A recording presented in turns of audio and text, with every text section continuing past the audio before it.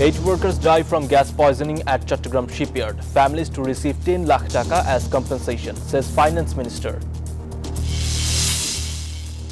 Bodies of 3 members of Bangladeshi family killed in Italy taken to Noakhali. Relatives demand justice as funeral prayers scheduled tonight. And Jamaat leader forward says implementing referendum verdict will prevent authoritarian rule. Accuses BNP of extortion, muscle power and syndicates.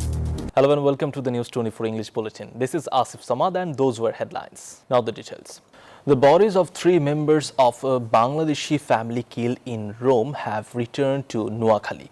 The victims were a father, mother and their 5-year-old daughter. Their only surviving son, Oyon, accompanied the coffins home. Italian police have identified a Bangladeshi national named Shahadat as a suspect in the killings. The family was attacked at their home on June 26. Relatives are demanding a swift and fair investigation. The victims will be buried tonight. Prime Minister Tariq Rahman will visit Kisharganj by road on Sunday. It will be his first visit to the district since taking office. During the day-long trip, he will distribute family cards and plant trees. He will also release fish fry and inaugurate Fisheries Week. The Prime Minister is scheduled to distribute grants and awards. Extensive preparations are underway for his visit. Party leaders and supporters are showing strong enthusiasm across Kisharganj. The BNP has announced nationwide programs to mark the 81st birth anniversary of former Prime Minister Khaledia. Prayer and Milad Mahfils will be held at party offices across the country on August 15. BNP leaders and activists will observe the day with due respect. Khaledia was born on August 15, 1946 and died on December 30 last year. She served as Bangladesh's Prime Minister 3 times and remained BNP chairperson until her death. Jamaat-e-Islami Secretary General Mia Ghulam Parvar said authoritarian rule will not continue if the referendum verdict is implemented. Speaking at a Jamaat youth conference in the Khulna, he accused the government of taking a double standard approach to implementing the July Charter. Parvar also alleged that the BNP is leading extortion, muscle power, looting and drug syndicates after coming to power. He said the government has broken promises made to the people.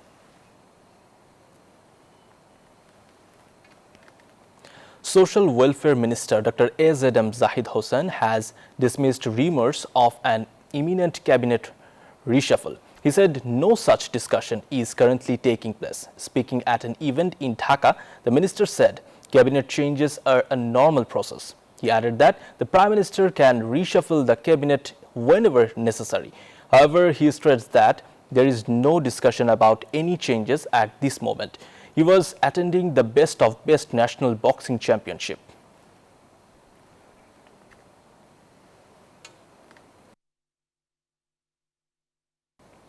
More than 100 people have been injured in a clash between residents of 2 villages in Netrokona. The violence erupted over control and management of a public cemetery in Kolmakanda. Locals said an argument broke out Friday morning between residents of Amgora and Nallapara villages. The 2 sides later attacked each other with sticks and locally made weapons. Both men and women were injured. Additional police have been deployed at the scene. Thousands of people in Matiranga of Khagrachari have suffered 4 years due to the lack of a permanent bridge. Around 3,000 to 4,000 residents from 12 villages use a fragile wooden hanging bridge every day. The bridge is often submerged during monsoon floods, causing severe hardship for students, patients and commuters. Locals said authorities have repeatedly promised a permanent bridge but taken no action. They are now demanding immediate construction of a durable bridge.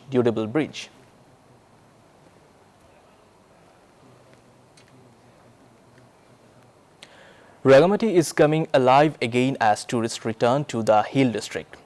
Polwell Park is now bustling with visitors after a long tourism slump. Many visitors from nearby Chattogram areas including Rauzan and Rangunia are enjoying the scenic beauty of Kaptai Lake. Families, children and young people are spending time at popular sports and taking photos at Love Point.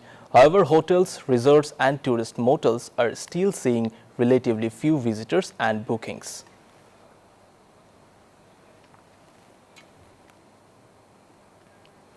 The United States is planning an identified naval blockade against Iran in the Strait of Hormuz. Washington is also threatening President economic sanctions despite growing concerns over global energy supplies. Iran has warned of direct military action if its conditions are not met.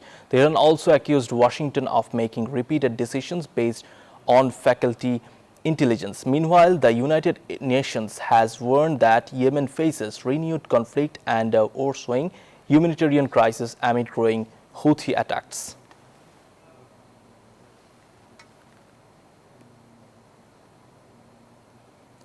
Bangladesh table tennis players are facing a major preparation crisis ahead of the Asian Games. Training is being disrupted by a lack of air conditioning, foreign coaches and essential equipment. Players fear the conditions could affect their health and performance. The federation also lacks a long-term plan due to the absence of an elected committee.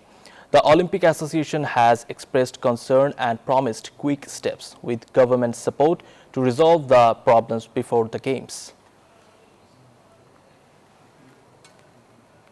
That's all from the newsroom today. Thank you for watching News 24.